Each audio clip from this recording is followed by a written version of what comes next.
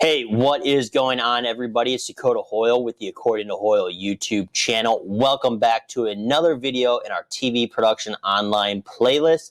This entire video is going to be focusing on helping you get your videos in front of more viewers on your YouTube channel. More specifically, though, we're going to be talking and going through some tips, tricks, tools on your YouTube video thumbnail. This is your first impression you're going to be making for viewers potentially clicking on your own content instead of somebody else's, and it's imperative that that first impression is perfect. So today's video, I'm going to be using Photoshop to create my thumbnail. However, you can use a bunch of different free online versions of like Pixlr. So before we get started on this tips, tricks tutorial, make sure to blow up the like button on this video. Help us defeat the YouTube algorithms and get put on the front page. Thank you for those of you that have subscribed. If you haven't already, what are you waiting for? We hit over 100 subscribers last week, so thank you for that. Hopefully we hit over 1,000 in the next month and a half or two. So I guess with that being said, I'll see you guys on the other side of the intro.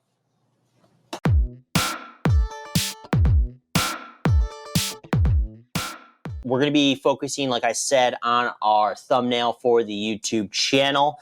Right now I have Photoshop open. I am creating a new document, and I'm going to be creating a custom size because I want to make sure that my thumbnail fits perfectly into the YouTube sizing. And if you go into actual settings on your YouTube channel, YouTube will actually make your life easier and tell you exactly the settings you need to have to update the perfect content, the perfect thumbnail size and resolution to your channel. For example, though, width should be 1920 pixels. Height should be 1080 pixels, which is your standard 1080p thumbnail. You can future-proof your thumbnails. You could do, the width and height for 4K thumbnails. However, if I remember correctly, YouTube does max out, I think, at 2 megabytes for your thumbnail size. So right now, I just stick with 1080. It's perfectly fine. But before we get started, you're going to ask, why should you create your thumbnail instead of just pulling some random clip off of your video? Well, if you're pulling a random clip or a random, snip or photo off of your video itself, you're not going to get the same effect as a photo that you took specifically to be your thumbnail picture. In my case, I actually went through on my other YouTube channel that I have, we're going through a whole build out of a hydroponic setup from start to finish. So for each video, we've created a thumbnail kind of referencing what's going on in that segment. So we go out and we take like 5, 10, 15 different types of photos to really give us a decent idea on what kind of thumbnail we're looking at. Will we use all of the photos? Of course not. But you would rather take more photos than just one, because you get back to your TV studio and you only got one photo and it's not the good one. Well, now you're kind of stuck using that photo. Photos also just allow you to get better results. There's a lot of research out there that shows that, for example, photos that has a person's face in it in the thumbnail are more likely to get clicked on than just a random image of a desk or something like that. Even more, if that person is highlighted or outlined in like either white or a yellow color, or there's like a bullseye on the image. If your contrast and your saturation is pumped up higher than normal, you're more likely to get clicks. I'm not going to go into all the research. I'm not going to cite the sources. You guys can do that on your own. Go into Google. You can see what I'm talking about. It's out there. It seems to be working for everybody else, so you might as well get started. So going back into the review, looking at the screen, we have 1920 pixels by 1080. My resolution's 300 DPI. Color mode, RGB is fine. Background contents is white. That's perfectly good. I'm not going to mess with anything else. Now, if you're not using Photoshop, you're using Pixlr, which is a browser-based version of Photoshop. There's not a lot of features. It kind of looks the same. However, you might need to go look at a video tutorial on Pixlr on where to find these options and stuff like that. This video is not for that. This video is I'm using Photoshop. We're just talking about the basics on creating a thumbnail.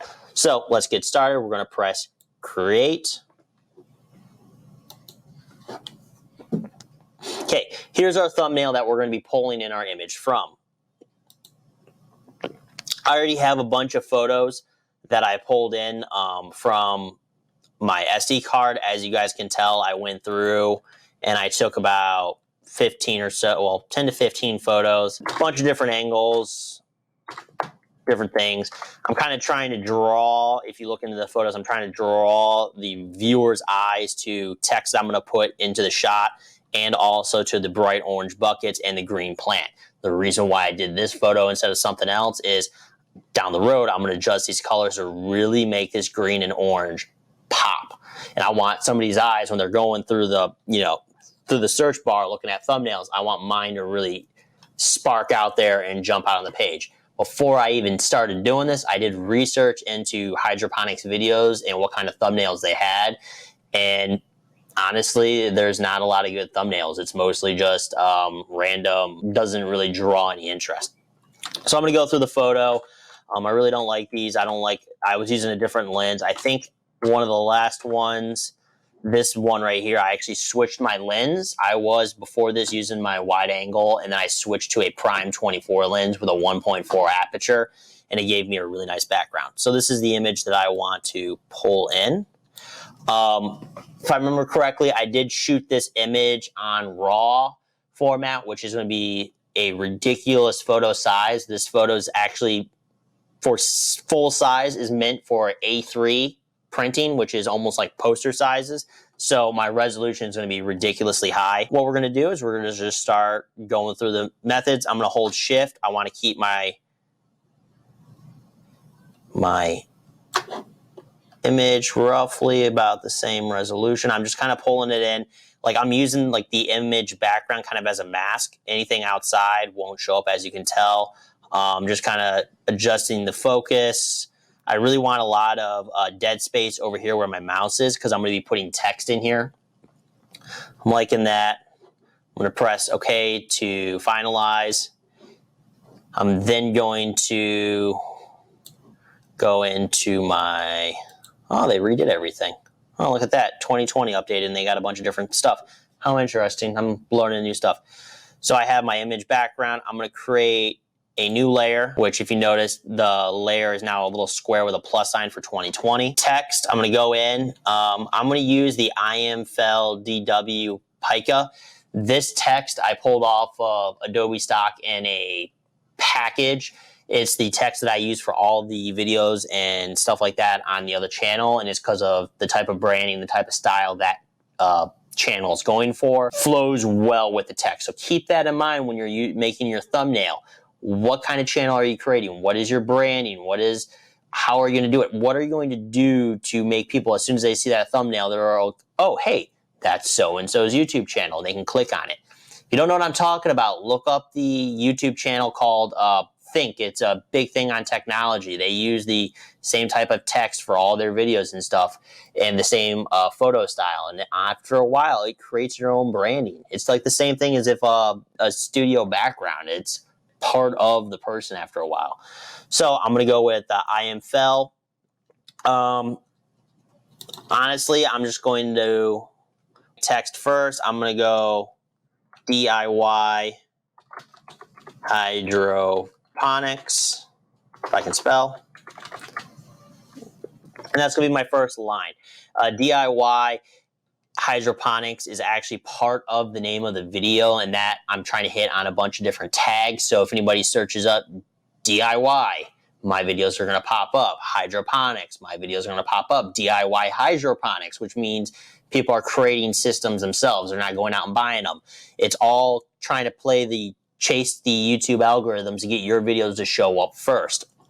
The big thing I want to point out is be tactical. Do your research on videos that you're trying to create, and is there a market for what you're trying to film, what you're trying to do? And the other thing is there a market, and is it saturated? So pulling in for my video game streamers, so pay attention, guys and girls, if you stream video games. Those of you that stream Fortnite, the new Call of Duty Modern Warfare, games like that where, yeah, they have every single day at any time of the day 200,000 plus viewers. And that seems like a huge market share, which it is. I'll be honest, that's a lot of views, at any given time on Twitch. You have to look into how many people are actually streaming at once. Oh, cool, you're going to stream Fortnite, you're going to stream Call of Duty. However, there's 80 billion other people streaming at the same time as you. What are you doing to differentiate yourself from all those other people? And if you're not doing anything and you don't have a lot of viewers, people aren't going to find you. You're going to be on page 3,000 instead of page 1, and nobody's going to find out where you are.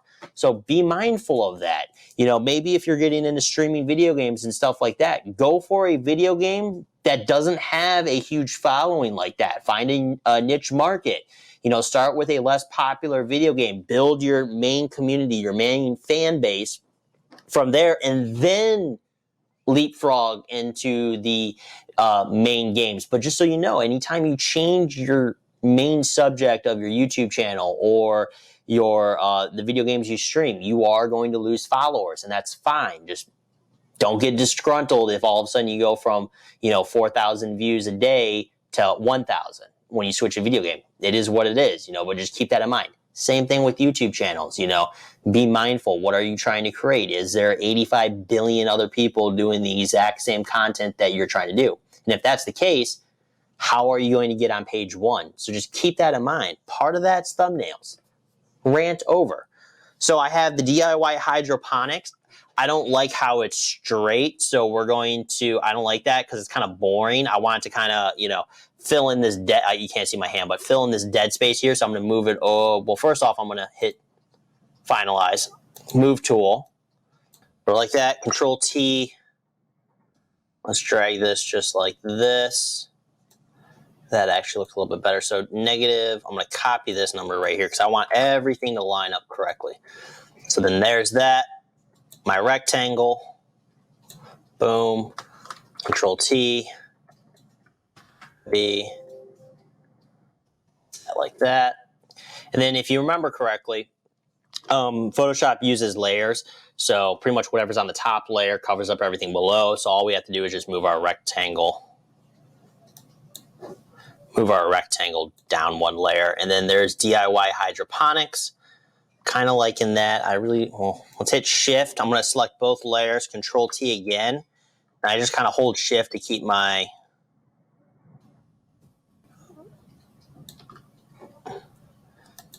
what's that look like? That's good enough. Okay, so we have DIY hydroponics, but we're not done yet. I'm going to actually create 2 more things, so I'm trying to balance everything out. So Control J, which is duplicate, and then I'm going to click and move my layer down just a little bit. Text tool, I'm going to change it to start. I'm actually going to change this to start to finish, but I don't want it the same though. So I'm actually going to Control A, change my font to black, change it to black, and then I'm going to select my shape and change my shape to white. Now, if you notice, my text is smaller, so I'm actually going to Control T. Just kind of drag that in a little bit. I'm going to move it up just a tad. Kind of liking that. Press OK. Kind of like that. And then I'm going to select these 2 layers again. Control J. I'm then going to use the move tool, drag them down roughly about here. And then again, I'm going to Control T, brain freeze here, Control A to select, change my font back to white. I'm going to call this part I, which is part 1. I'm then going to use my shape tool, click on my shape, go to the shape tool, change my background to black. Now, if you notice, my shape is ginormous. I'm actually going to press cancel. I'm actually going to delete that shape because I don't like it. We're just going to go in, do a small one, Control T, paste in that 20 and a quarter turn it into a shape. That's fine. There we go. I don't know, my computer is being weird. Oh, well, you notice how that kind of... So we just need to kind of turn it just a little bit. It's up to you on how you want to do that. I don't know if I like that. I might... No, I gotta do it this way. So maybe part 1. I don't know if I like that, though. I mean, part of it's... I really don't know if I like that. I guess I could take this and move it. I really don't know if I like that, though. What if I take these two guys, move them a little bit that way. Okay. Take the rectangle, copy that, start to finish, move them a little bit that way like that. And then just like that, move them. I really don't like that. It's like in your head you have this cool idea and then it just kind of goes all crazy on you. So what if we did this? So I'm thinking something like that, roughly. It's not the perfect. I kind of really don't like that. It makes that look kind of more like a rhombus. It's all weird. Yeah, so for the sake of this is kind of what I'm looking for. I think this is how it's going to end up looking. Now, you could leave the image like that, and that's perfectly fine. However, I really want to pop some colors, so I'm going to click on just above my image. I'm going to, first off, I don't want that. Let's click on Vibrance. So we have Vibrance and Saturation. I'm going to boost this up about 26. Normally, you would never do this to an image, but in this case, we're really trying to make these orange. If you notice, this orange really, really, really pop. Same with the plant, so that looks fine. I'm going to go in. I'm actually going to also add in levels. Just going to kind of drag this in just a little bit. Kind of make it a little bit darker, kind of darken up my background just a little bit. There we go. That's looking decent. Like I said, I'm just kind of doing this off of the cuff. And then, you know what? Let's get even crazier. Let's go in. So let's get even crazier. Let's go into Gradient.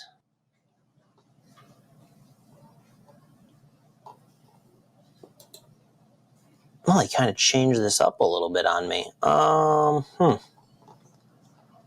Let's see what they have. This is all new. Let's just do that. Looks great to me. Oh, I gotta create a new layer. Boom.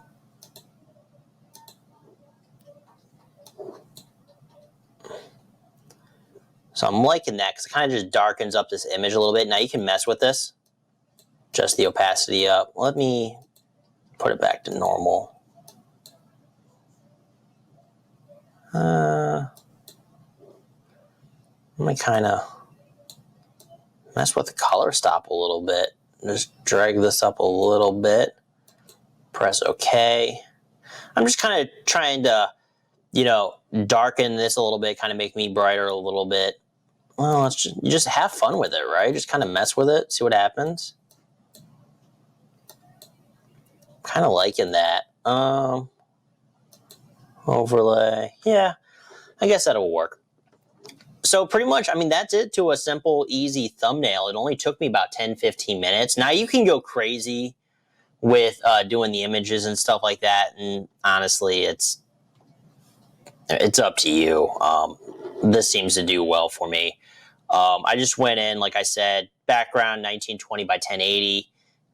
Image, try and shoot it as large as you possibly can. Make sure the background's blurred. It doesn't have to have a person in it. However, research shows that you're more likely to get clicks if there is a person in your thumbnail. And then I just put the title on there. It doesn't have to be accurate, exact to what the name of the video is. It's just kind of like a hook to get people interested to come into your video. You want them to get into motion and get dragged into it. And then I just went in, like I said, and I just did a little bit of a on the image. I did a levels adjustments and vibrance to just kind of boost these colors up a little bit to get them to really pop. And that's pretty much it. And then you just Control-Shift-S save the video as a JPEG, and then you're able to upload. So, I mean, that's this video. I mean, if you have any questions, shoot me an email, drop me a comment down below. And that being said, I'll see you next week in the next video. See ya.